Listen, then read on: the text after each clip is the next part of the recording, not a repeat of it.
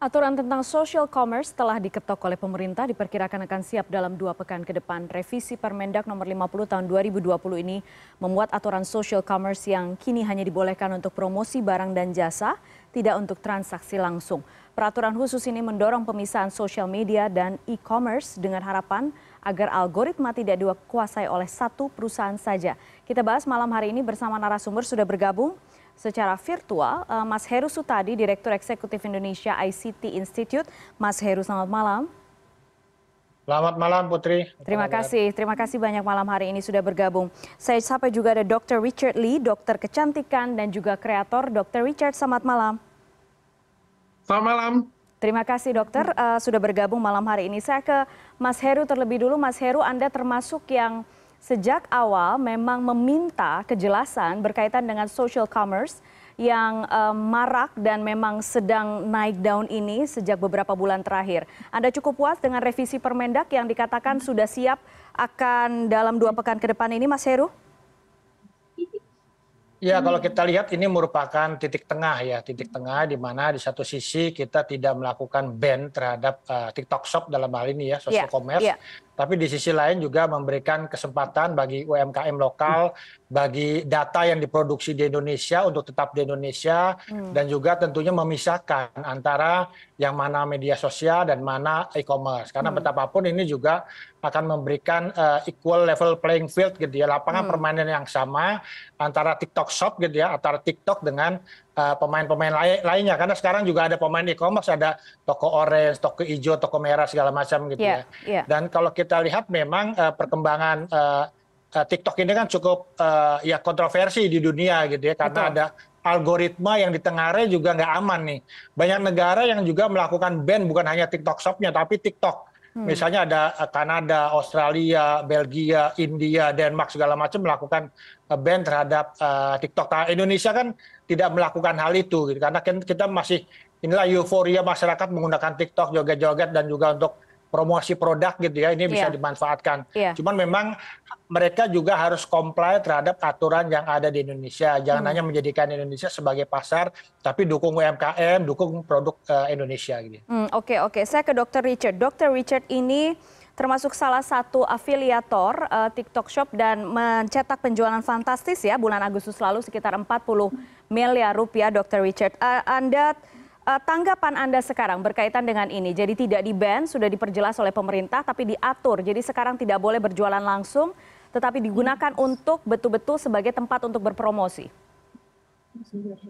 Saya nggak begitu paham ya dengan cara berpikir pemerintah di sini ya, di mana ketika era digitalisasi begitu majunya, ya ada social commerce yang bisa digabungkan menjadi satu. Saya heran juga kenapa harus dipisah. Apakah penggabungan itu menjadi satu itu adalah suatu pidana? Berarti kalau misalnya ke depan ada suatu breakthrough atau ada suatu terobosan baik di toko orange ataupun juga di toko hijau, ini nggak boleh tinggi-tinggi banget dong terobosannya. Soalnya kalau terobosannya bagus banget, besar banget, justru yang bisa membawa ini bukan cuma dampak ke ekonomi ya, dampak positif dan ada dampak negatifnya juga, itu pasti ada ya. Tapi masa kalau misalnya ada sesuatu hal yang bagus banget itu harus dipisah? Aku nggak paham. Soalnya kan kita berjualan kan barang-barangnya juga bukan barang narkoba, bukan barang-barang yang berbahaya ya. Jadi aku nggak paham juga kenapa kita yang sudah maju harus mundur lagi.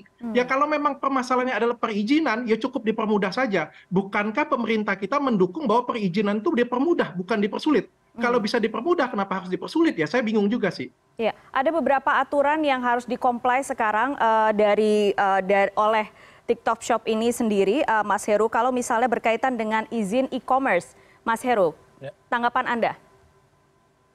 Ya, kalau izin e-commerce sebenarnya tadi disampaikan Dr. Richard sangat mudah ya. Kan juga pemain e-commerce di Indonesia juga sudah cukup banyak gitu. Cuma kan memang untuk e-commerce ini nggak sekedar e-commerce, ada beberapa hak dan kewajiban yang harus juga dilakukan oleh platform gitu ya. Misalnya mereka memiliki badan usaha tetap di Indonesia. Agar apa? Agar ketika masyarakat komplain, mereka tahu komplainnya kemana. Mereka tanggung jawab terhadap merchant-merchant atau mungkin partner yang bekerjasama di platform mereka gitu ya.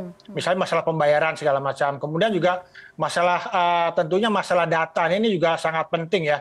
Di era digital seperti sekarang ini data kan new currency gitu. Jadi memang ini harus dijaga. Memang agak mengkhawatirkan adalah sebuah aplikasi yang juga mereka merangkum semua data orang Indonesia.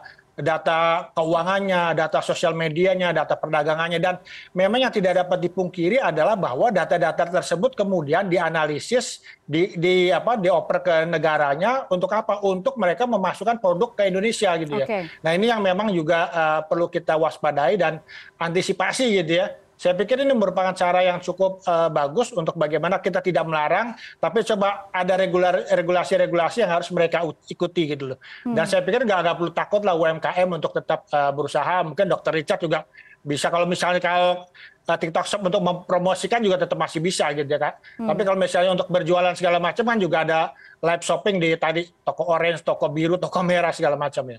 Kalau yang tadi disampaikan Dr. Richard bahwa sebenarnya dengan pemisahan aturan ini ada kemunduran, menurut Anda Mas Heru? Kalau saya nggak melihat seperti itu. Jadi memang masing-masing aplikasi toh juga orang tetap akan menggunakannya walaupun itu dipisah gitu ya. Sehingga memang ini masalah aturan aja sih. Jadi mungkin nanti juga nggak akan ada sesuatu yang berbeda. Tapi memang tadi sekali lagi bahwa aturan di e-commerce di Indonesia itu memang ada aturan khusus gitu. Misalnya tadi dukungan produksi Indonesia, mereka harus ada satu kanal yang memang produknya itu produk Indonesia. Untuk beberapa waktu mereka juga mempromosikan produk-produk Indonesia gitu ya. Itu yang sebenarnya saya rasa ingin dikejar oleh pemerintah gitu. Karena betapapun ekonomi digital Indonesia yang katanya 3.000 triliun di 2025, 5.000 triliun di 2030, ini nggak ada artinya kalau produk itu adalah produk import gitu. Negara yang besar dari ekonomi digital adalah produk yang memang dijual di pasar e-commerce-nya, di platform segala macam adalah produk yang asli Indonesia. Kalau nggak asli Indonesia, paling nggak tingkat kandungan dalam negerinya cukup tinggi gitu ya. TKDN ya, itu permasalahannya ya. Dr. Richard, karena memang jadi pemerintah juga melihat ketakutan-ketakutan yang disampaikan oleh Mas Heru tadi. Apakah Anda lihat itu saat ini terjadi di social commerce tersebut?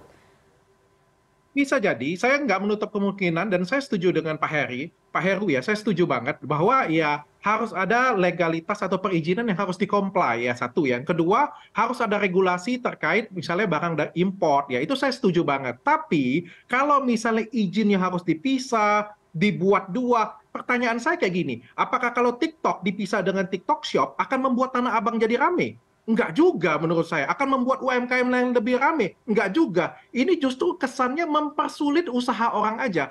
Bayangkan ya, kalau misalnya dulu kita bikin rumah sakit ya, kita bikin apotek di dalamnya, terus tiba-tiba heboh, apotek dengan rumah sakit harus dipisah. Ya nggak bisa seperti itu. Kalau misalnya memang suatu breakthrough yang jenius, ya kenapa nggak digabungkan menjadi satu? Kok toh itu bukan pelanggaran yang luar biasa. Asal rumah sakitnya punya izin, asal apoteknya punya izin, kenapa nggak bisa dijadiin satu? Nggak ada masalah saya pikir di sana. Yang kita permasalahkan itu apa? Yang kita permasalahkan itu kalau misalnya dia jualnya barang ilegal, itu kita permasalahkan. Kalau nggak bayar pajak, itu kita permasalahkan. Kalau misalnya dia barangnya itu barang yang penyelundupan, itu kita permasalahkan. Kenapa sih kita melihat permasalahan ini tidak melihat seperti pada waktu ojek online dulu masuk ke Indonesia. Ojek online dulu masuk ke Indonesia ya, itu ojek offline dan taksi offline itu semuanya demo.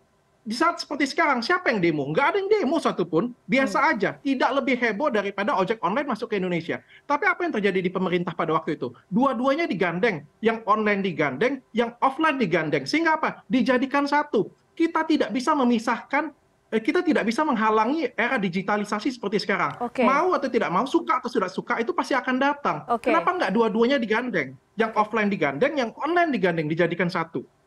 Jadi kalau misalnya menurut Anda, ketika ada suara-suara dari pedagang UMKM yang mengeluhkan kurangnya pembeli karena mereka sudah berupaya sedemikian rupa untuk melakukan live shopping, tapi kemudian kalah dengan para afiliator yang memang khusus berkaitan dengan salah satu social commerce ini, apa menurut Anda solusinya sekarang untuk para pedagang UMKM kecil itu?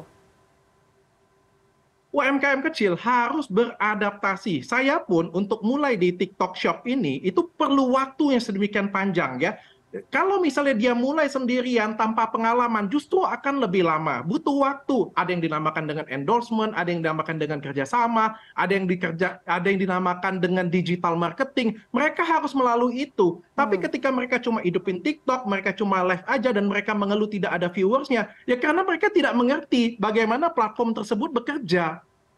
Oke. Baik, Mas Heru, apakah ini bisa menjadi solusi dari hal yang selama ini dikaitkan dengan social commerce itu, bahwa ketika ada social commerce, kemudian itu benar-benar head to head mengancam keberlanjutan UMKM kita? Ya memang salah satu tugas pemerintah juga bagaimana UMKM ini go digital gitu ya. Kita punya 65 juta UMKM yang go digital di 2024 itu rencananya hanya 25 juta. Jadi memang PR-nya masih cukup besar gitu ya. Saya sepakat tadi dengan Dr. Richard ya bahwa memang harus digandeng dua-duanya offline dengan online. Tapi memang terkait dengan online ini juga strateginya juga ya mungkin agak berbeda dengan offline ya.